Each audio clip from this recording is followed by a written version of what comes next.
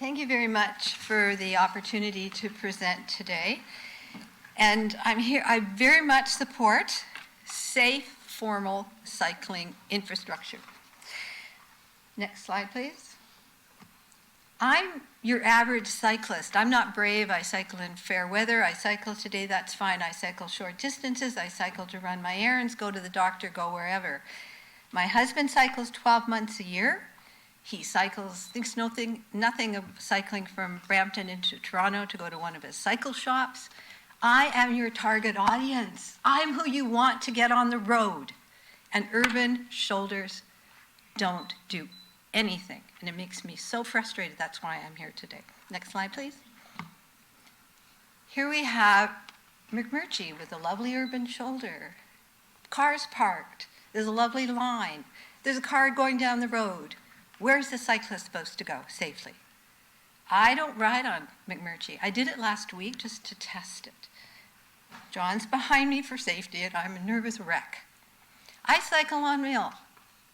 It has cars parked here and there, but it's nowhere near as fast. It wasn't ever near as fast without the speed bumps. Next slide, please. What's an urban shoulder? They're confusing, and this is from Bike 18, which promotes them, and they say they're confusing. People I talk to have no idea what that line is on McMurchie. They're not an alternative to bike lanes. This is Bike 18. They say they're an interim measure to future bike lanes. That urban shoulder has been on McMurchie for years. I don't see any increased activity. I don't ride on it. I would never have a child ride on it. I would never promote it. And the big issue is the safety. Next slide, please. So you have the city's active transportation master plan, which is being revised, and it says they're not considered a designated cycling facility, but they have it in their plan, and they have signed them as bike routes. And worse, they say they're preferred. They're not preferred. They're more risky because people think they're preferred. They're more risky, and it's negligent to encourage people to ride unsafely. Next slide, please. I could not find any other city other than Little Markham that has them on their bike paths. Newmarket has an urban shoulder program. I thought, well, that's interesting. They're on their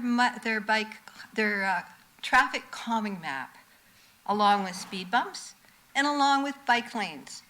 They're not on their bike map because they're not a bike route. Next slide, please. Not only that, it's in direct contradiction to Ontario's Guide to Safe Cycling.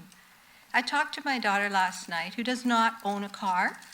She drives all over Toronto. She said, it's absurd, these urban shoulders.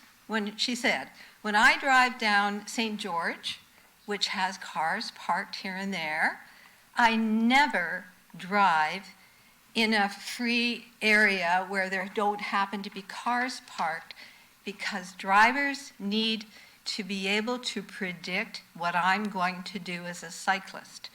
She said, I ride according to the guidelines, she hasn't read the guidelines, but common sense, in a straight line down the road. The cars know what she's doing. She's not weaving in and out. Next slide, please.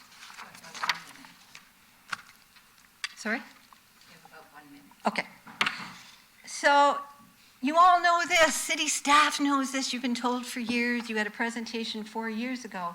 Here, the majority of the councillors and mayor were here 4 years ago when Lisa Stokes had a video of herself riding down McMurchie on an urban shoulder. You know all of this stuff. Next slide, please. But the city still has it in their future planning. It's completely insane. Where's the evidence? The City of Toronto has data showing that the narrow painted bike lanes and wide urban shoulders do not accommodate people of all ages and abilities. Their quote, it doesn't encourage people of all abilities to ride. Next slide, please. So they need to just go.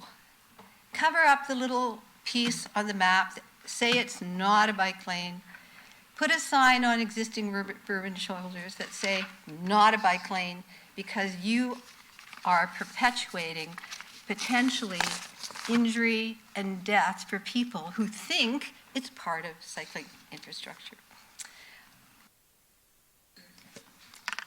Thank you, Donna. Thank you, Donna, for your delegation. Seeing no questions, we'll move on to